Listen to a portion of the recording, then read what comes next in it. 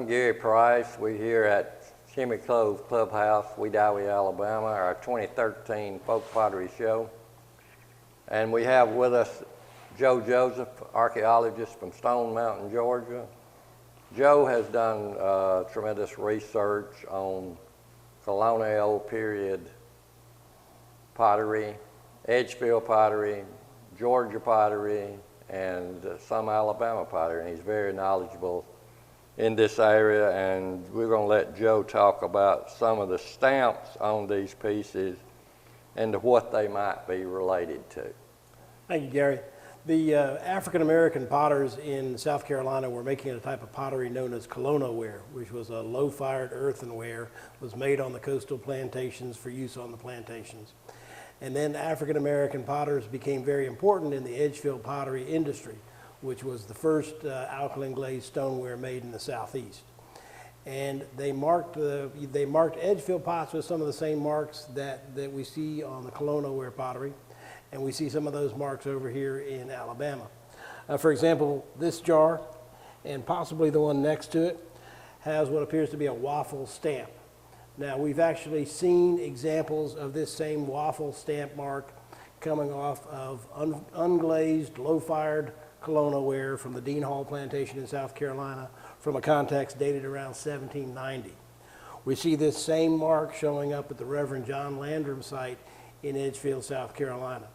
So it's likely that this is a mark being made by a particular African-American potter who may have come over to Alabama as potters moved west and brought enslaved Africans with them to help work in the pottery industry.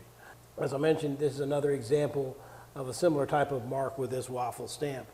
Now, we think one of the reasons that the African-American potters were using symbols to mark their pottery was that they had symbols had meaning to other Africans, so that if they marked a piece, they were letting other Africans out on the plantation know when they came across this piece that something that they recognized and said, hey, this is an African mark. The most common marks we see in the Edgefield district are the cross mark and a circle and cross mark. And both of those marks are marks that we see back in Africa, than we see showing up in the colonial ware pottery on the low country, and we see them in the Edgefield district and other locations. By using symbols to mark their pottery, there are things that the potters really wouldn't object to. They were, fairly small decorative elements that a potter looking at it would have no great reason to say, well, don't use that mark, or don't mark the pots you're making for me that way.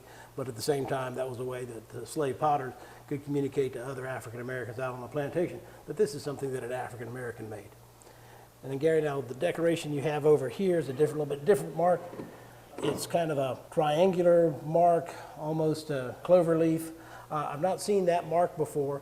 What I will say is that we see a lot of use of symbols in the Edgefield pottery, and we don't see symbols being used by white potters. It's really not, if you want to mark your pottery and let somebody know who made it, you're going to mark it with your name, you're going to mark it with your initials, you're going to mark it with something that's recognizable out on the market. So somebody coming back and says, hey, I want a pot made by this particular potter. Symbol doesn't really do much to say that. So again, seeing these marks showing up in Alabama, I think it's very likely that they're African made. And then this example back here has actually got some incised decoration on it. Now this also could be African made. We see less decorated colonial ware pottery in the Southeast, although we see a lot of decorated colonial ware pottery coming up in other parts of the country. This is very interesting. It looks like it's a tree in some sort of a planter, and it's incised as decoration on the side of it. What these marks show is that the ways that the Southern pottery moved from the Edgefield district out across the Southeast, moving west into Alabama. These marks also indicate that there's African-American potters who were bringing that tradition with the Anglo potters who were establishing potteries in new locations, such as over here in Alabama.